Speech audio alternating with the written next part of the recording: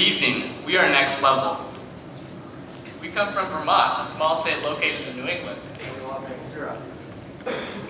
For the 2013 and 14 challenge, we were tasked to come up with a design for a UAV that could detect European corn borers, and along with this, create a mission and business plan that would support it. This was the structure of the team that was created.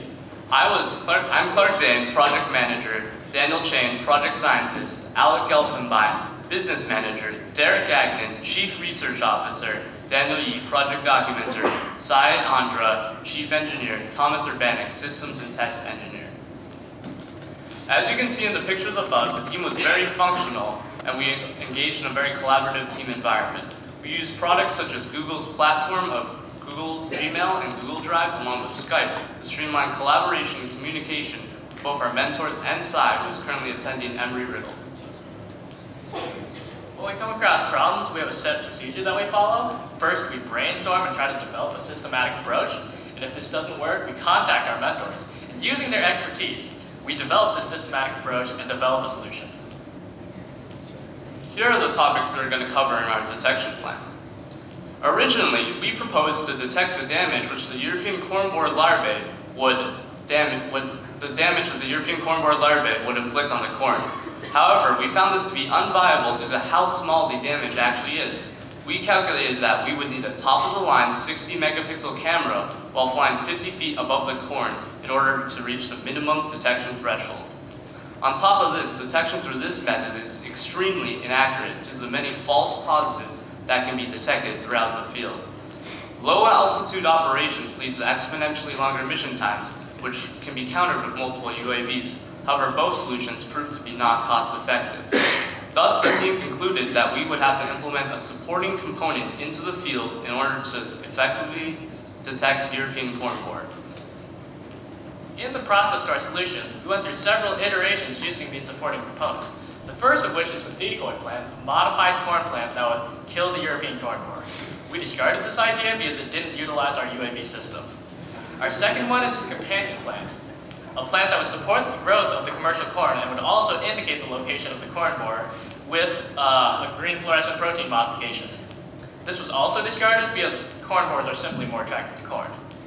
Our final solution is indicator corn, a corn that is modified with a red fluorescent protein that turns the corn red when exposed to corn borer saliva.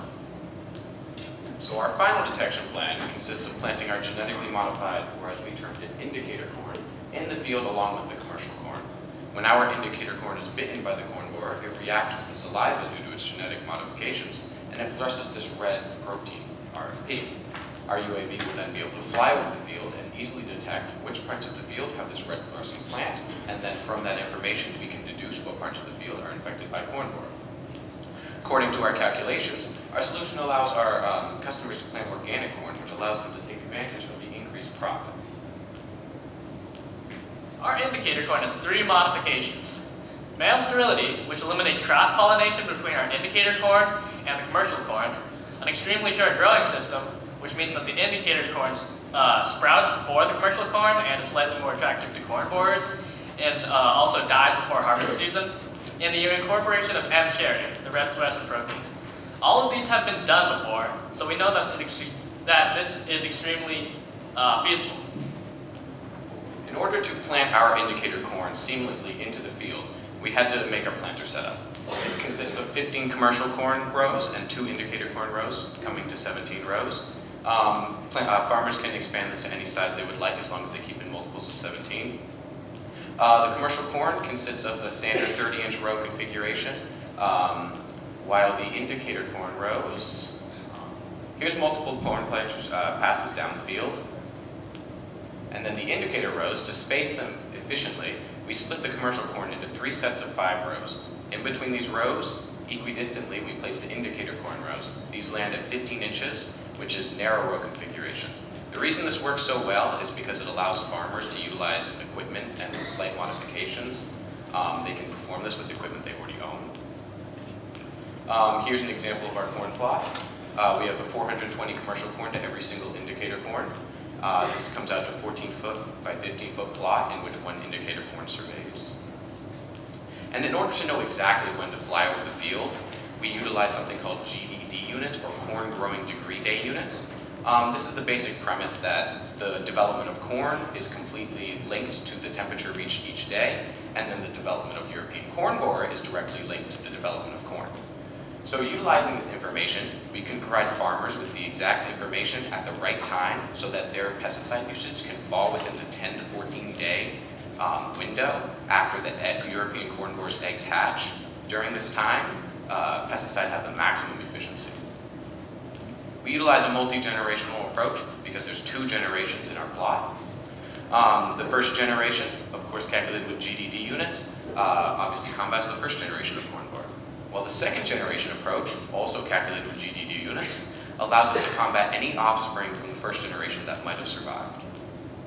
Here's a timeline of our operations.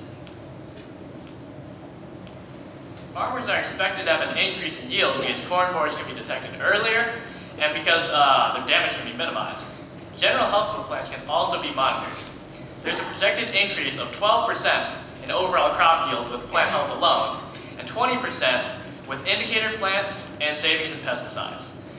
Also, the commercial corn can be sold for more because farmers can indicate them as lower pesticide usage.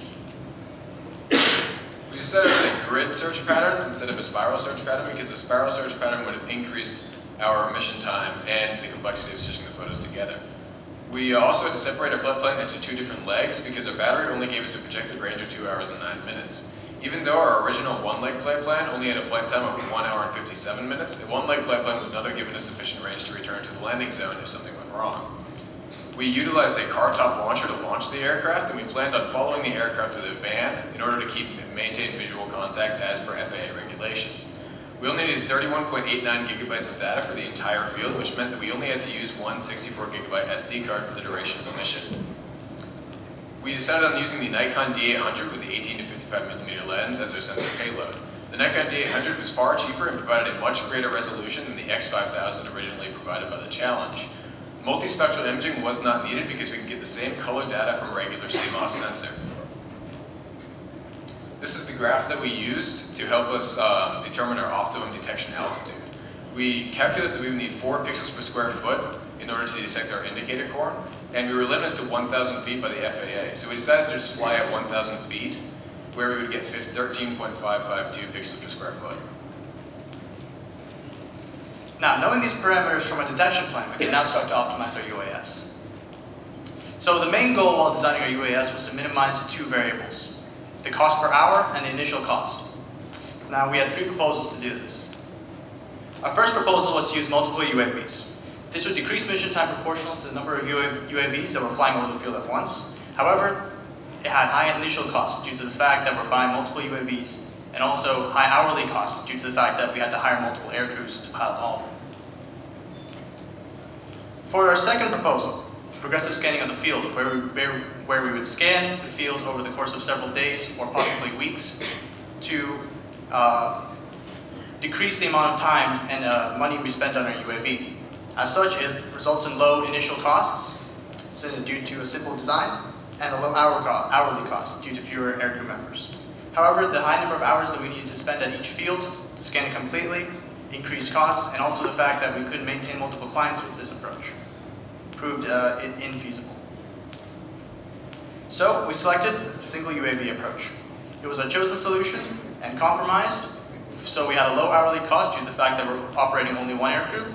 However, we had a higher initial cost due to the fact that we had to increase the size and the complexity of our UAV to be able to complete the scan of the field in 1 day. So we brainstormed many concepts, ranging from a lighter than air airframe to a tilt rotor to a flying wing design. And then we used a design matrix and graded each concept based on various parameters, such as cost, complexity, range, etc. From there, we down-selected and finally arrived at a flying wing design, upon which we would iterate to get our final design. For a detailed design, our first 2 iterations were used to find and try to address any inherent design flaws to the flying wing design, such as stability and structural integrity. For our fuselage design, we designed the fuselage around the 3 largest components: the camera, the battery, and the electric motor. We also designed extra fuselage space to allow for different sizing of sensors, to be able to swap battery sizes and also different cameras, to be able to complete other missions such as geomapping, search and rescue, game count for fish and wildlife, etc. We also selected our components that we'd be using for this UAV. We include a triple redundant flight control system and also a double redundant transmitter system so that we maintain constant contact with the UAV regardless of what happened, such as disconnects, etc. We hope that this will check all the boxes for current FAA and future FAA legislation. For our final design, we used these two iterations to fine-tune our design and mainly used it to perform airfoil analysis, material research, structural analysis, and our final weight and balance. As such, we arrived at this. Our dimensions. And our material selection. So we use three main materials. We use carbon fiber, which is light, strong, and stiff. It's also widely used in RWDC aircraft today, so it's a proven material. We use it in the wing spars and the fuselage support structure. EPP foam was used in the wings and the skin of the fuselage due to its light weight and its impact resistant. It is also very easy to repair on the field and cheap to obtain. It is also widely used in our RC aircraft today. Finally, we use ABS plastic, which can be 3D printed to a customized shape that is entered into a computer. This is used for high wear and tear parts of the aircraft, such as the wingtips and the duct structure, which would be absorbing the brunt of the landing. As such, our final weight would be 9 pounds, and the flyaway cost of this UAV would be around $6,000.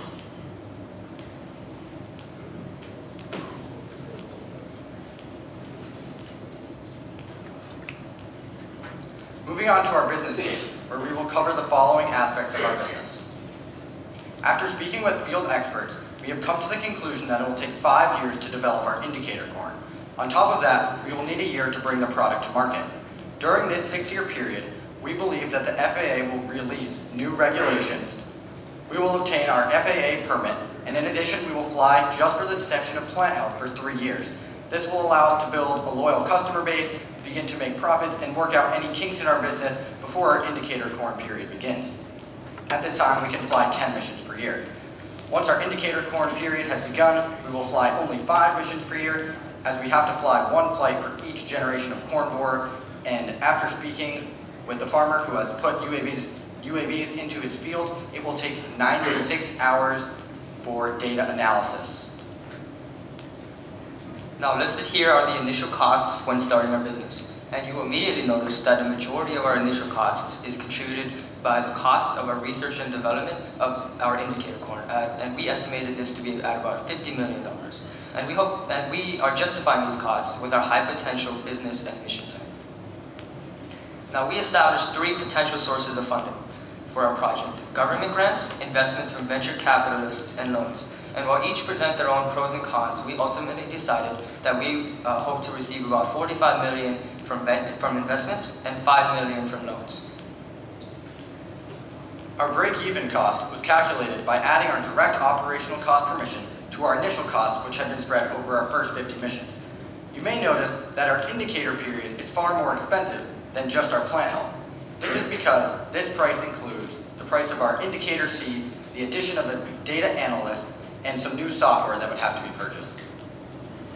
Here are our projected increased net profits that we believe that we will be able to offer to our customers. Using just our plant health monitoring technology, we believe that each growing season we can offer an increased net profit of $3.7 million. Now, many of our customers may apply pesticides more than once per growing season, and with our indicator corn, we can drastically reduce the usage of pesticides, also increasing marketability. Meaning at maximum, we can increase net profit by $7.59 million. Now here we've indicated the final prices that we would charge for our services, and these are determined based on our calculations of a reasonable profit margin. We determined a final objective function value of 7.58. While this may seem relatively low, this is skewed due to the high cost of our research and development. Looking to the future, we hope that one day Next Level Technologies will be able to become a biotechnology company. This can happen when FAA regulations allow farmers to fly UAVs on their own. At this point, we can sell our UAVs and seeds directly to farmers allowing our potential profit to increase exponentially. Our solution is not evolutionary, but revolutionary. We believe that we can transform the future of precision agriculture. And for these reasons, we consider ourselves to be the next level of precision agriculture.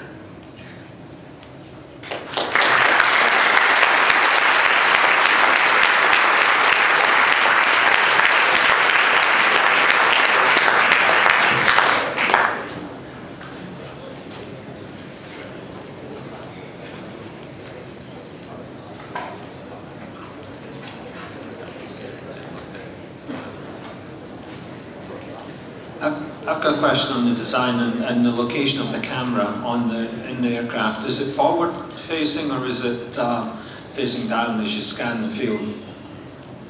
It is facing downward. So 90 degrees facing straight down, and we take a picture at a point based on the GPS location of the picture.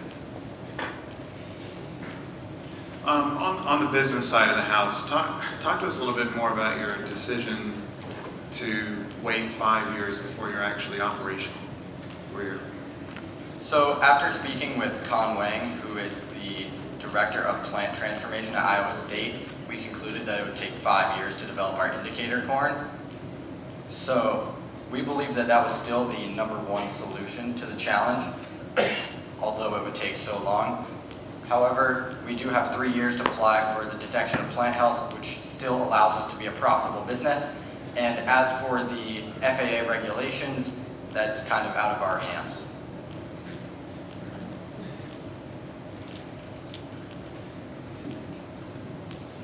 So your indicator corn is a really unique idea, and I commend you for that. The question I have is, how does the productivity of the field that you sacrifice to plant this corn that dies balance against the losses you would have had with the corn borers? There's no productivity lost because our corn, he's going to show you the slide, but our corn is, you can think of it as the commercial corn is planted as it always was, and because there's so much extra space,